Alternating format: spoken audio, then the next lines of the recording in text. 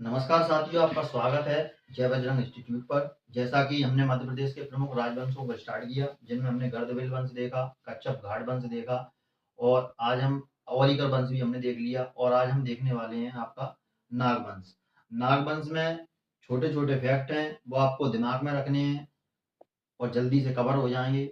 ये वंश आपको परीक्षा दाम में भी नहीं मिलेंगे। क्या है कि मटेरियल कुछ इस प्रकार का है, मतलब पढ़ना अपन को सभी है और लेकिन इधर उधर से तरीके से फैक्ट्स व्यवस्थित किए गए हैं और वही फैक्ट व्यवस्थित किए गए हैं जो आपके एग्जाम की दृष्टि से महत्वपूर्ण है। तो चलिए चलते हैं नागवंश पर।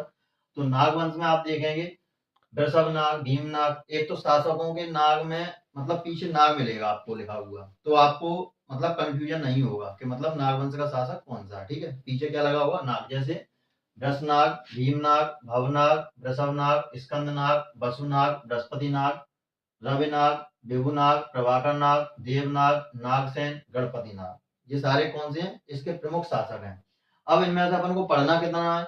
वृषनाग, भीमनाग, भवनाग और गणपति नाग और वृषनाग यानी वृषभ नाग यानी कि भूतनंदी इनका दूसरा नाम है। तो हमको कुल मिला के 5 शासकों के बारे में छोटे छोटे से पॉइंट हैं, वो उनको देखना है। अब देखते हैं इनकी जानकारी कहाँ से मिलती है। तो इनकी जानकारी देखो भभूति के मालती माधव से मिलती है और हर्षेड़ की तुम्हारे इससे मिलती है प्रयाग प्रशस्ति से, और पारस ऋषि के तुम्हारे विष्णु पुराण से भी मिलती है, और तुम्हारे बाकाटक वंश के चामक और त्रिवड़ी अभिलेख से भी इनकी जानकारी मिलती है। इनके सिक्के मिलते हैं वृषभ बैल प्रकार का, मतलब उनके सिक्कों पर बैल का चित्रण रहता है। तांबे के सिक्के भी इन्होंने चलाए थे। आयताकार इनके सिक्के होते थे, जैसे सिक्के हम आज गोल देखते हैं तो इनके सिक्के कैसे थे? आयताकार सिक्के हुआ करते थे। इसके बाद देखते हैं इन्होंने क्या किया। देखो नागवंश की स्थापना किसने की? तो वृषनाग ने विदिशा में, सबसे पहले मध्य प्रदेश के विदिशा में वृषनाग ने विदिशा में नागवंश की स्थापना की। कुषाणों के ये सामंत थे, मतलब पहले कुषाणों ने इन पर आक्रमण किया और फिर उसके बाद इनको क्या बना दिया? सामंत। सामंत को आपको दिमाग में बस ये रखनी है कि यदि कोई किसी का सामंत है तो वो उससे युद्ध में हारा है या उसके समकालीन रहकर शासन कर रहा है। तो क्या हुआ? कुषाणों के सामंत थे, राजधानी विदिशा थी। सिक्के जैसे मैंने बताया कि वृषभ बैल प्रकार के थे, आयताकार थे। और भीमनाग ने क्या किया? भीमनाग का शासनकाल दूसरी शताब्दी से लेकर तीसरी शताब्दी के लगभग चला था। तो क्या हुआ? 210 से लेकर 230 ईस्वी तक इनका शासनकाल था। राजधानी इन्होंने चेंज कर दी। पहले राजधानी कहाँ थी? विदिशा। अब इन्होंने राजधानी कर दी कहाँ? पद्मावती पवाया। और ये पद्मावती पवाया कहाँ है? तो ग्वालियर में सिंध नदी के किनारे एक छोटा सा गांव है, जहां पर किसी समय वृषभनाग का बोलबाला था। और आज भी किले जो मिल रहे हैं तो वह बहुत ही जर्जर हालत में देखने को हमको मिलते हैं। आज भी यदि खुदाई होती है तो वहां से ऐसे सिक्के देखने को मिल जाते हैं। इसके बाद इन्होंने उपाधि कौन सी धारण की? इन्होंने उपाधि महाराजा की धारण की। सिक्के पवाया से इनके प्राप्त होते हैं, जैसा कि मैंने बताया। भवनाग ने क्या किया? तो भवनाग ने 10 अश्वमेध यज्ञ कराए। अश्वमेध यज्ञ क्या होता था?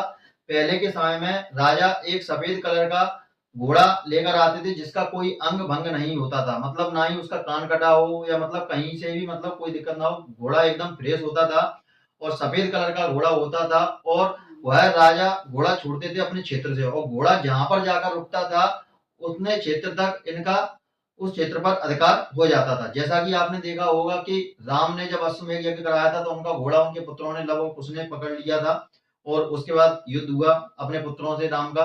तो ऐसे ही यहाँ पर इन्होंने क्या किया? 10 अश्वमेध यज्ञ कराए और इनने अपने साम्राज्य का विस्तार अच्छी तरीके से किया। इसके बाद क्या होता है? कुषाणों की सामंती से मुक्त, मतलब भवनाग एक ऐसे शासक थे जिन्होंने कुषाणों से युद्ध किया और उनकी शक्ति का दमन किया और स्वतंत्र सत्ता स्थापित करने में ये महारत इन्होंने हासिल की। इन्होंने अपनी पुत्री का विवाह बाकाटक वंश के शासक प्रवर सेन से करा दिया। इनकी जो पुत्री थी उसका विवाह इन्होंने बाकाटक वंश के जो शासक थे उनसे हाथ मिलाया, दोस्ती की और उनकी सहायता से इन्होंने क्या किया? कुषाणों को पराजित किया, उनकी सामंती से मुक्त हुए, स्वतंत्र सत्ता की स्थापना की और बाकाटक वंश से इन्होंने अपनी रिश्तेदारी जोड़ ली। इसके बाद आते हैं वृषभनाग और भूतनदी, इनका ही नाम है। तो इन्होंने क्या किया? ये समुद्रगुप्त के समकालीन थे। समुद्रगुप्त के समकालीन कैसे थे? उत्तरापद के दौरान समुद्रगुप्त ने इनको हरा दिया था। उसके बाद ये उनके अधीन रहकर शासन करने लगे। तो क्या लिखा? समुद्रगुप्त के समकालीन थे। जानकारी इनकी कहां से मिलती है? जब समुद्रगुप्त के समकालीन थे, जब समुद्रगुप्त की प्रयाग प्रशस्ति किसने लिखी थी? तुम्हारी हर्षेड ने लिखी थी। किसने लिखी थी प्रयाग प्रशस्ति? हर्षेड ने। तो हर्षेड ने जब इनकी प्रयाग प्रशस्ति लिखी तो समुद्रगुप्त के जो समकालीन जितने राजा थे उनका उल्लेख किया गया, तो इनका भी उल्लेख होगा। इसके बाद पद्मावती से स्वर्ण बिंदु शिवलिंग की स्थापना की। पद्मावती में इन्होंने क्या किया, एक शिवलिंग की स्थापना करवाई और उस शिवलिंग का नाम क्या था, स्वर्ण बिंदु शिवलिंग।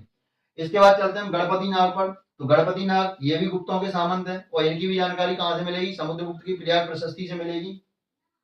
गुप्त साम्राज्य में ये विलय हो गया। क्या हुआ, उत्तरापद के द्वितीय युद्ध के दौरान इनको पराजित किया समुद्रगुप्त ने, और समुद्रगुप्त के बाद जो चंद्रगुप्त आते हैं, चंद्रगुप्त द्वितीय ने इनकी जो गुप्त गणपति नाग की पुत्री थी कुबेर नागा, उससे विवाह कर लिया और गुप्त वंश को किसमें मिला लिया, तुम्हारा वो सॉरी नाग वंश को गुप्त वंश में विलय कर दिया गया। तो यहाँ तक की थी तुम्हारी छोटी सी कहानी नाग वंश की। अब इनके क्षेत्र में क्या स्थापत्य के कार्य हुए तो उसको हम देख लेते हैं। तो स्थापत्य के क्षेत्र में इन्होंने विष्णु मंदिर बनवाया, शिव मंदिर बनवाया और बौद्ध प्रतिमाएं जगह जगह स्थापित की।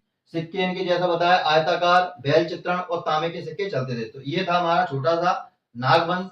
उम्मीद करता हूं आपको ये जानकारी पसंद आई होगी। मिलते हैं अगले नए राजवंश के साथ अगले वीडियो में। तब तक के लिए जय हिंद, जय भारत।